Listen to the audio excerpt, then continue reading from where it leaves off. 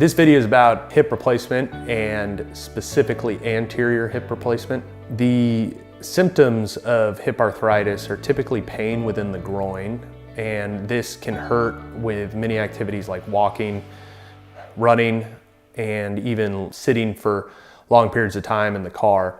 Initially, we will evaluate you with x-rays, and that will formally make the diagnosis of hip arthritis.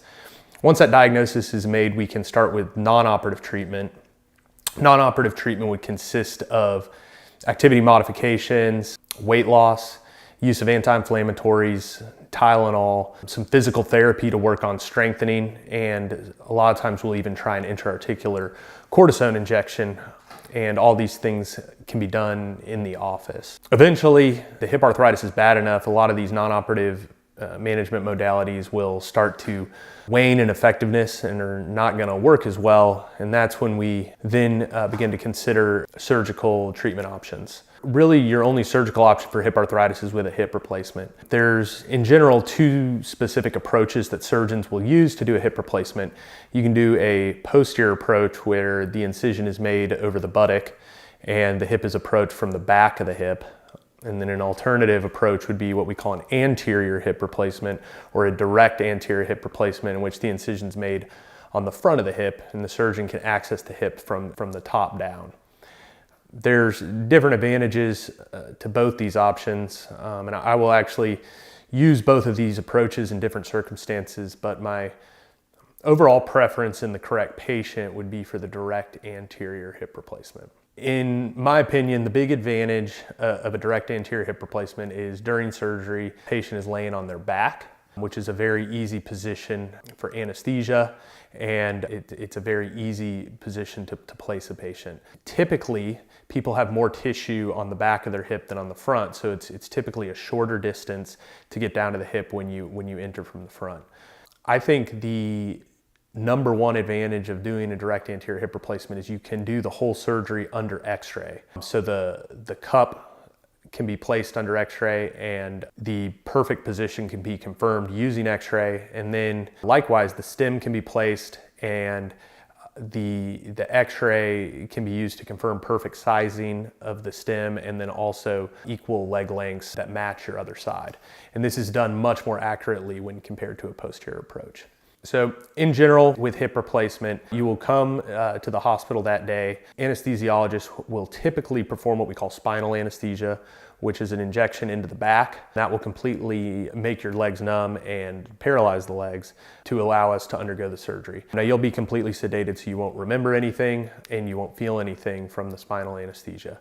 The surgery itself typically lasts anywhere from 45 to about 60 minutes.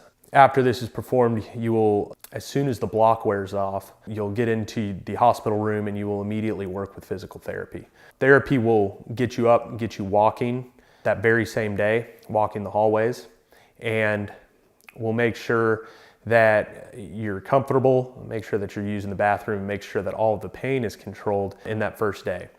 Most patients choose to stay one night, and insurance does pay for a one-night stay. And likewise, you'll wake up early the next morning and again work with therapy and make sure that you're walking a significant amount of distance in the hallway, and make sure that you're ready to go home that very next day in a safe manner. Everybody's discharged from the hospital usually before noon the next day. You'll go home, and the physical therapist and a home health nurse will actually come to your house for about 4 weeks. So all of your therapy will be done in your house, in the comfort of your house, for those first 4 weeks.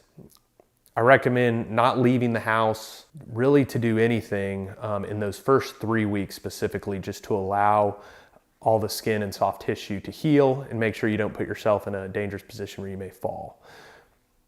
At 3 weeks, you'll come to my office and we'll make sure the incision is healed. I use what we call a subcuticular closure, which is all the stitches are inside the skin, so no stitches need to come out. At that point, most patients are ready to wean off the walker or have already weaned off the walker and are ready to transition to a cane. My ultimate goal is for you to be walking with no assisted device by 6 weeks post-op, and almost every patient is ready, usually by 4 or 5 weeks, to be walking with no assisted device. I will typically follow up with you again at 9 weeks post-op And by that time, I would say most patients are doing very well, are typically pain-free, and are typically walking with no assisted device, and are usually ready to return to whatever job they were previously doing, really regardless of how high demand that job is.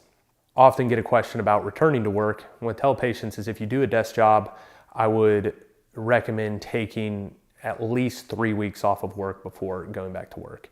If you do more of a mid-level activity type of job, I would probably recommend taking at least 6 weeks off.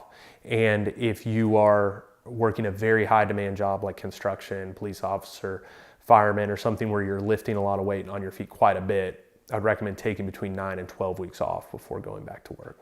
Overall, I will follow up with patients at 1 year post-op to make sure everything's going well, and if the patients are doing well at that point, then they will just follow up with me on an as-needed basis.